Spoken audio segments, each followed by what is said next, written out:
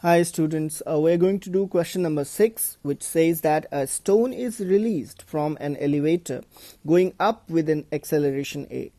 The acceleration of the stone after the release is, and there are 4 options given. We will start with drawing a simple diagram in which will make it very easy to understand. So there is one elevator, alright.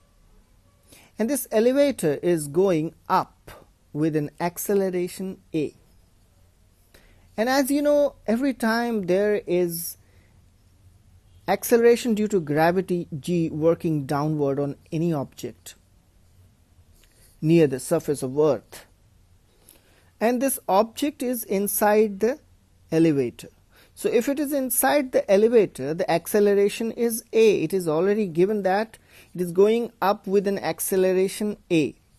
Alright. But the moment the object is released from this elevator, so if it is released, it will have a different position. Now, what will be the acceleration? So we don't have to think a lot many things. The simple thing is here that when there is a free fall, so this is a case of free fall now. As long as the object was inside the elevator, it was not a free fall, but here after the stone is released, it is a case of free fall. Whenever there is a free fall, every time the acceleration the object is going through is g, and that is downward, and this g is acceleration due to gravity, and we ignore anything else here. So the answer is D. That's it.